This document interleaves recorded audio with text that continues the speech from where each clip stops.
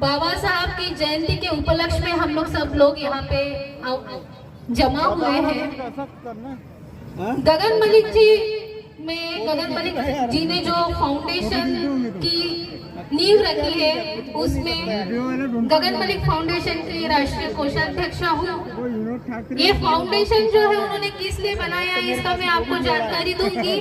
सर्वप्रथम ये जानना चाहती हूँ कि आप लोगों को गगन जी के बारे में कितना पता है, कौन कौन? काफी कम लोग जानते हैं। छोटा सा उनका परिचय आपको दे देती हूँ। गगन मलिक जी का जन्म जो हुआ है वो एक हिंदू परिवार में हुआ है, पंजाबी परिवार में। उन्होंने कई सारी टीवी सीरियल्स में और सिनेमा में काम किया है। उन्होंने राम की भूमिका निभाई, कृष्ण जी की, विष्णु जी की। शायद उन्होंने किसी भी भगवान को नहीं बख्शा। और उसके बाद उन्हें श्रीलंका से आमंत्रण आया कि आप जो है भगवान बुद्ध का किरदार कीजिएगा, और उन्होंने फिर भगवान बुद्ध का जो है किरदार निभाया। हर इंसान जो है, ये यहाँ का लाइट जरा बंद कर दीजिएगा, पूरा आँख में आ रहा है। उन्होंने किरदार किया। किरदार करने के बाद आप अगर किसी की कोई पीड़ा अगर समझनी है तो आप सिर्फ उसे समझ सकते हैं, लेकिन वो जो पीड़ा या फिर कोई खुशी हो अगर महसूस होती है तो उसका कुछ अलग ही अंदाज होता है। उन्होंने जब वो किरदार जो किया और जो वो भगवान बुद्ध का चरित्र जिया, तो उन्होंने इतना परिवर्तन आया कि इतने भगवानों का किरदार उन्होंने निभाने के बाद भी उनमें मैंने धर्म परिवर्तन करना चाहिए या उनके जो भी बताए हुए मार्ग है उस पे चलना चाहिए, ऐसा उन्हें नहीं लगा। लेकिन भगवान बुद्ध का जो करुणा का मार्ग उन्होंने सुना, धम्म जब पढ़ा तो इतना उनमें परिवर्तन हो गया कि उन्होंने जो है अपना हिंदू धर्म त्याग कर, जिस तरह भगवान डॉक्टर बाबा साहब अम्बेडकर ने कहा था 1911 में कि मैं हिंदू परिवार में जरूर जन्मा हूँ, वो मेरे हाथ में नहीं था, लेकिन मैं हिंदू बनकर नहीं मरूंगा। उसी तरह उन्होंने भी संकल्प किया और उन्होंने बौद्ध धर्म की दीक्षा ली, वो बौद्ध बने।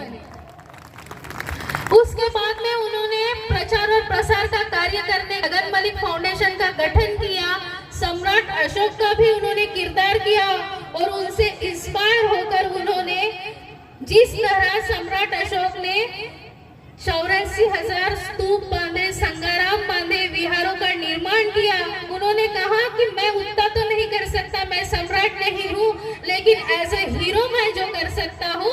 तो उन्होंने 84,000 बुद्ध मूर्ति दान का संकल्प किया और उसी को बुद्ध रूप का आज अनावरण हुआ और हम आज आपकी नगरी में यहाँ आए हैं।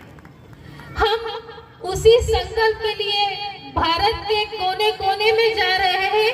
ऐसी ऐसे जगह पे बुद्ध मूर्तियां जा रही हैं जो काफी इंटीरियर में है, नक्सलाइट एरियाज में भी हम लोग जा रहे हैं। ऐसी ऐसी जगह हम बुद्ध रूप जो है वो पहुंचा रहे हैं। अभी हम लोग जहाँ भी जाते हैं हमारे पास एक कंप्लेंट जरूर आती है कि हमें बुद्ध मूर्ति नहीं मिली है। तो वो बुद्ध मूर्ति यहाँ लाने के लिए काफी सारा जो है हम लोगों को संघर्ष करना। हमारे पास आपके एप्लीकेशंस आते हैं, उन एप्लीकेशंस के दौरान हम लोग बुद्ध मूर्ति का वहाँ पे रिक्वेस्ट भेजते हैं कि हम लोगों को इतनी मूर्ति चाहिए और वहाँ से कंटेनर्स आते हैं। जैसे जैसे आप लोग अप्लाई करते हैं सीनियरिटी के बेस पे हम लोग देते हैं। काफी लोग आते हैं और लड़ने लग जाते कि उसको मूर्ति मिली, उसको मूर्ति मिली, मुझे क्यों नहीं मिली, मुझे आप जवाब क्यों नहीं दे रहे। अरे बुद्ध मूर्ति ने, बुद्ध ने कहा है तृष्णा को नष्ट कीजिए, अपने आप को जो है कंट्रोल कीजिए। जिस भगवान बुद्ध ने हमें शांति का मार्ग दिया है उन्हीं के उपासक जो है बड़ी छाती चौड़ी करके हमारे पास आते हैं और हम लोगों से लड़ना शुरू कर देते हैं कि आप हमें मूर्ति नहीं दे रहे हैं। मूर्ति सभी को दी जाएगी, मूर्ति हम लोगों ने घर में रखने के लिए नहीं मंगाते हैं, वो पहुंचाना हमारी जिम्मेदारी है, लेकिन वो क्रम बाय क्रम जाएगी। जो पहला आएगा उसे पहला मिलेगा, जो दूसरा आएगा उसे दूसरा ही मिलेगा। इसीलिए मैं यहाँ पे जितने भी भाई बंधु हमारे भगिनी है जिन्होंने भी इसके लिए एप्लीकेशन किए उनको बताना चाहती हूँ कि जरा संयम रखिए, जो है पेशेंस बना के रखिए। आपकी मूर्तियां भी आपको जो है जरूर मिलेगी, थोड़ा धीरज रखना होगा क्योंकि ये मूर्तियां आपके लिए आ रही है, विहारों के लिए आ रही है। लेते समय बड़ी इन लोगों को गड़बड़ी मच जाती है उसका आदर सत्कार वो लोग जिस दिन मूर्ति की स्थापना करते हैं कर देते हैं, लेकिन जब हम 5-6 महीने बाद वहां अगर देखने जाते हैं कि मुंह में ताला पड़ा रहता है। मूर्ति के सामने आप सिर्फ 14 अप्रैल को जाते हैं और बुद्ध जयंती को जाते हैं, 6 दिसंबर को जाने से आपकी ड्यूटी खत्म हो जाती है। भगवान बुद्ध की मूर्ति के सामने अगर हम आपको मूर्तियां दे रही है, आप लेते समय झगड़ा करते हैं, तो मुझे लगता है कि फिर उस मूर्ति का सहेज के भी रखना आप लोगों की जिम्मेदारी है, विहारों को भी सहेजना आप लोगों की जिम्मेदारी है। आज बड़ा खूबसूरत आपने विहार बनाया है, लेकिन मुझे लगता है आज 1 साल बाद भी अगर हम लोग यहाँ आए तो वो विहार उसी तरह चमकना चाहिए।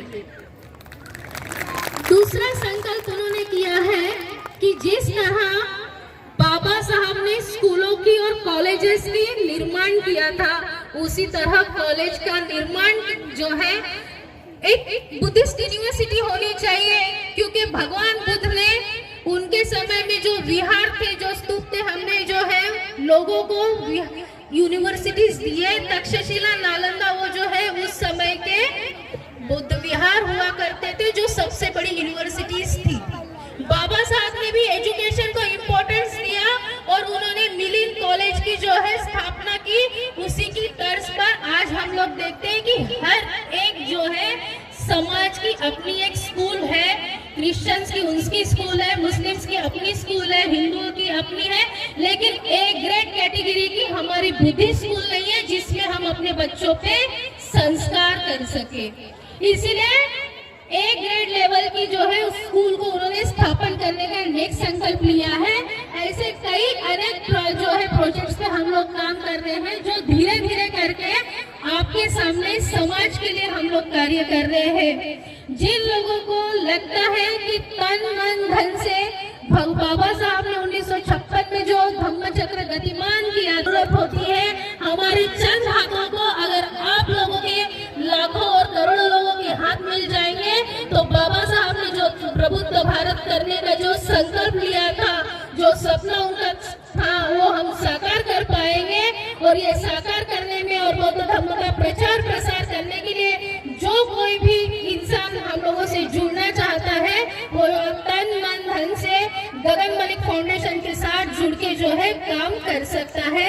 इतना बोल के मैं अपने शब्दों को यही विराम दूंगी। नमो बुद्धाय।